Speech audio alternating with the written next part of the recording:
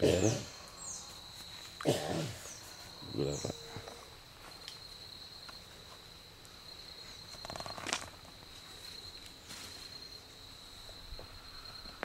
Fala aí, boi. E aí, chupa-fome. Olha o tipo do pescador, hein? Diz que sabe pescar. Pesca bosta nenhuma.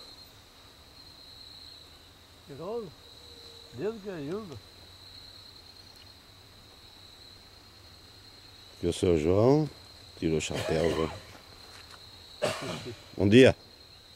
Ô, Bernal, tudo legal? Bom. Como é que tá a pescaria? Ah, não vou pescar hoje. Não? Não. Quando pega demais assim eu não gosto. Você é bem mentiroso, é muito bonzinho, mas mentirosinho. Estamos aqui mais uma vez no Rio Sorocaba. Olha o Pedrão. Tá pior que o cachorrinho meu, durou 3 dias o cachorrinho. Olha o tipo do pescador. Eu tô cansado. Tá cansado? Tô cansado. Cansei de pescar. Quanto você pegou, boi? 8. 8. 8.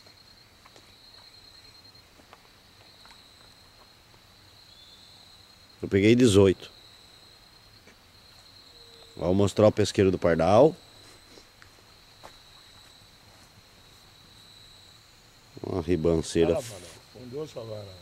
Fundou, Pedrão? Fundou a vara do Pardal, João? É, você que tá falando. Pedrão falou que a minha vara afundou.